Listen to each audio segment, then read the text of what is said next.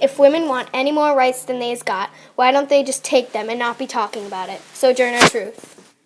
The press has been too long monopolized by the capitalist non-producers and speculators, to the exclusion of the people whose rights are as dear and valid. Sarah Bagley. The best protection any woman can have is courage. Elizabeth Cady Stanton. If our principles are right, why should we be cowards? Lucretia Mott. I declare to you that women must not depend upon the protection of man, but must be taught to protect herself, and there I take my stand. Susan B. Anthony. She was born on April 19, 1806, and fought for women's rights. She wrote the newspaper The Voice of Industry and made a huge impact on the life of women today. She wrote about deteriorating conditions in the mills and showed people what life was like and what they had to do to stand against it. Bigley also fought to make less hours of work for women. She gathered 1,000 people and managed to get 2,000 signatures on her petition. After the pressure was just too much for the Lowell corporations, they lowered the workday by 30 minutes. Bigley encouraged others to support women's rights, and she was one of the most influential women in the movement of the 1840s. By Frances Baker Gage, the National Women's Rights Convention inspired women to call for their own right to vote. At the convention, Sojourner Truth gave the famous speech, Ain't I a Woman? This led people to work for changing and to support women's rights. Sojourner Truth was born into slavery, and she taught people that everyone can make a difference in the world. She spoke at the National Women's Rights Convention and used her quick wit and fearless tongue to fight for women's rights. This convention also combined male and female leadership, and they discussed the treatment that women were getting. Here the women learned that they were equal, and the convention provoked the learning of feminist movements.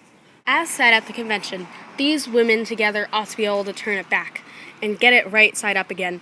And now they is asking to do it, the men better let them. This is saying that women want their rights and men should let them get it. Without organized conventions like this, women would have not gotten the rights they deserve in life. Another one of the leaders of this movement was Susan B. Anthony. She campaigned for women's property rights and more liberal divorce laws. Susan B. Anthony was a big advocate for the women's movement. Susan B. Anthony was for gender equality since childhood. She was born in Adams, Massachusetts on February 15, 1820. Because she and her family were Quaker, they believed in equal education for men and women. Her father provided her with the best education they could afford. Her parents wanted to raise their children to respect self-discipline and hold their convictions and believe in their equal self-worth. This shows that she owed her work for the women's movement to her upbringing.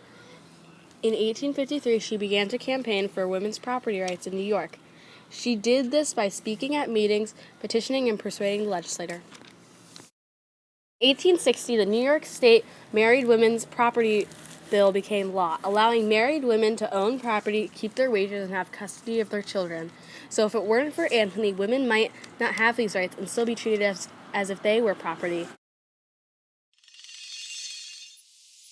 During antebellum America, women had limited rights, and many women wanted to fight for change, so they hosted conventions like the Seneca Falls Convention.